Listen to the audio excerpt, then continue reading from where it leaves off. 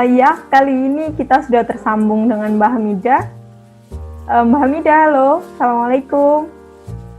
Halo, waalaikumsalam warahmatullahi wabarakatuh.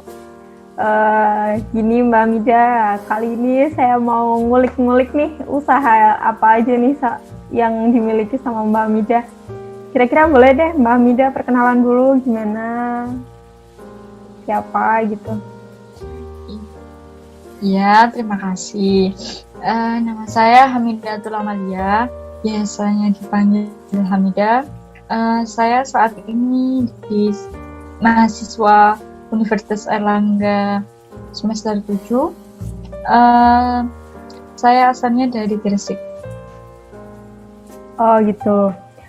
Saya dengar Mbak Hamidah ini juga sebagai pengusaha muda gitu ya, yang ya lumayan terkenal lah di kampus gitu. Kira-kira boleh nggak saya ngulik-ngulik sedikit nih tentang usahanya Mbak Hamidah, kira-kira bisnisnya apa aja, udah dimulai dari kapan bisnisnya gitu? Ya, boleh. Untuk bisnisnya itu alhamdulillah kita ada 3. Yang pertama itu dari bisnis kerudung. Itu bisnis kerudung ini dimulai dari tahun 2018. Terus yang kedua bisnis keripik itu dari tahun 2019 pertengahan. Terus bisnis baju muslimah itu awal tahun 2020. Jadi kita memiliki 3 bisnis. Oh, sudah lumayan sekali ya Mbak bisnisnya. Masih muda, masih kuliah, tapi bisnisnya sudah mantap ini kelihatannya ya. Alhamdulillah. Mbak Hamidah, kira-kira kenapa sih? Apa motivasinya? Motivasi awalnya sampai Mbak Hamidah ini mau buka bisnis gitu loh. Apa nggak mengganggu kuliahnya? Padahal kan masih kuliah, tapi bisnisnya sudah di mana-mana. Sudah banyak bisnisnya gitu. Untuk motivasi saya kenapa memulai bisnis itu, yang pertama itu untuk mengembangkan ide saja. Untuk mengembangkan ide, salah satunya di bidang makanan, yang keripik itu. Terus yang kedua itu memanfaatkan waktu senggang. Kan biasanya di perkuliahan ya sibuk banget ya, iya, tapi kadangnya kalau gak ada apa-apa ya nganggur ketika kita liburan semester gitu kan, jadi dimanfaatkan saja. Terus yang ketiga itu dari dukungan orang tua atau orang-orang sekitar lah, yang memberikan ide, apa-apa buka aja usaha ini, siapa tahu banyak peminatnya gitu. Gitu. Lalu Mbak Hamidah ini kan sudah punya banyak usaha dan usahanya pun berbeda-beda. Apa tidak susah untuk cara memasarkannya? Kan kalau misalnya orang ya kalau mau usaha itu kan kebanyakan takut gimana cara memasarkannya. Apalagi kalau misalnya orangnya itu nggak punya koneksi yang banyak kenal gitu, nggak punya banyak relasi. Gimana sih cara memasarkan produk yang berbeda-beda tapi tetap bisa jalan semuanya? Yang pertama itu kita itu harus tahu mana sih target pasar kita. Jadi di 3 produk itu kita target pasar kita itu berbeda-beda. Yang kedua itu kita harus memberikan penawaran kepada konsumen dengan memberikan sampel, contoh di bidang makanan. Jadi kan kita harus memberikan rasa, maksudnya kita menawarkan secara cuma-cuma, secara gratis, siapa tahu konsumen itu tertarik. Yang ketiga itu kita menggunakan media sosial. Di era sekarang kan media sosial itu kan sangat penting. Jadi kita bisa promosi di media sosial. Yang keempat, kita itu harus mengikuti tren. Apa sih tren yang saat ini sedang naik-naiknya? Contoh di era pandemi ini, apa yang bisa berpengaruh dengan produk kita itu apa? Itu terus selanjutnya kita bisa selain dari promosi dengan media sosial, kita bisa promosi melalui mulut ke mulut. Itu bisa dilakukan dengan orang-orang terdekat. Salah satunya ya di sekitaran kita, tetangga atau teman dekat atau siapalah. Iya. Itu sih. Ngomong-ngomong masalah pemasaran nih Mbak, apa di era pandemi kayak gini pemasaran apa nggak susah gitu, apalagi kalau misalnya penjualannya itu biasanya secara direct selling atau mungkin secara online, apakah ada kendala plus minusnya di waktu pandemi kayak gini? Apakah terlalu banyak minusnya atau memang ya gimana kalau misalnya usaha di masa pandemi itu suka dukanya itu kayak gimana sih Mbak? Kalau untuk keuntungan di era pandemi itu sebenarnya sama sih, maksudnya ini kita kan melakukan transaksi atau pembelian secara online. Jadi kan untuk di era pandemi kan kita kan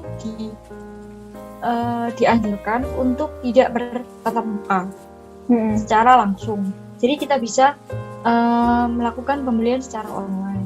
Itu sih keuntungannya dari pihak pembeli maupun dari pihak kami. Terus yang kedua itu keuntungannya itu kita bisa cari apa sih produk apa lagi yang sangat berpengaruh di era pandemi. Contohnya masker. Kita di produk di bisnis kerudung kita sudah beberapa kali menjual produk masker dan alhamdulillah banyak sekali yang berminat. Itu lumayan sih, dari hal yang tidak terduga ternyata banyak yang membutuhkan. Terus untuk kerugiannya itu yang pasti omset kita di era pandemi ini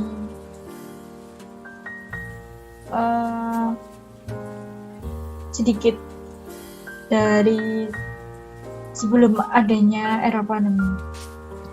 Terus khususnya di bidang makanan itu kita sudah benar-benar stuck di era makanan itu. Malah yang alhamdulillahnya masih berjalan itu di bisnis kerudung sama di bisnis baju muslimah.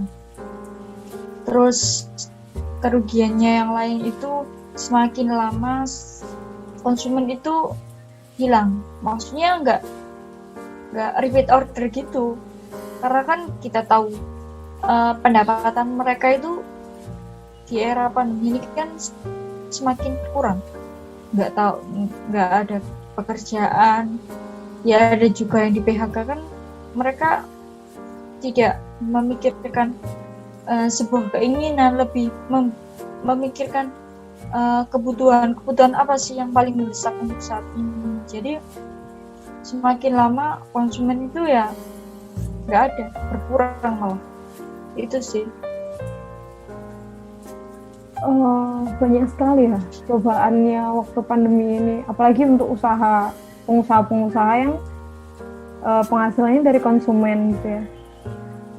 Kalau boleh minta tips dan triknya nggak sih Mbak untuk pengusaha-pengusaha muda gitu, untuk para mahasiswa lain atau anak muda lain?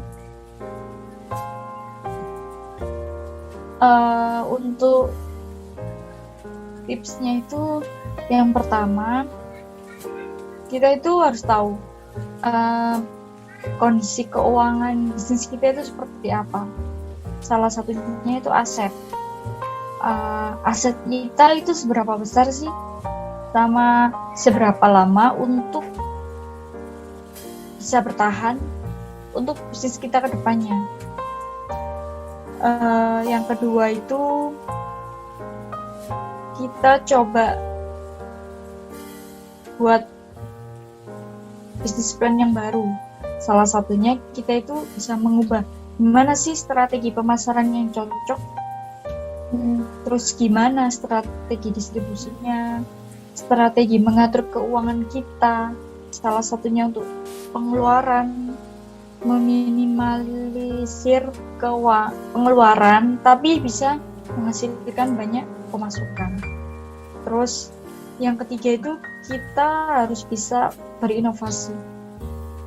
Kalau apa sih yang sekiranya sekarang lebih dibutuhkan, sekiranya sekarang itu lagi tren, itu gak apa-apa kita ikuti saja. Itu banyak sekali keuntungannya. Bisa jual, kalau bisa jualan masker, hand sanitizer, vitamin, kan saat ini banyak yang membutuhkan. Itu bisa sih buat inovasinya. Jadi dilihat juga ya kebutuhan konsumennya itu seperti apa, kebutuhan pasarnya itu kayak gimana gitu ya.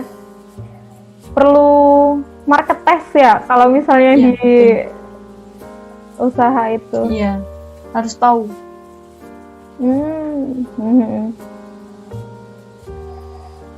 Iya, marketplace-nya, targetnya itu harus tepat. Kalau nggak tepat ya gimana bisa produknya terjual? Kan kita tidak tahu kebutuhan konsumen itu apa dan targetnya itu siapa kan. Kalau kita nggak tahu ya tidak tertuju kepada target pasar kita. Iya. Ya, terima kasih Mbak Mida atas waktunya sudah menyempatkan mau diwawancara, mau jadi narasumber kami. Terima kasih banyak waktunya.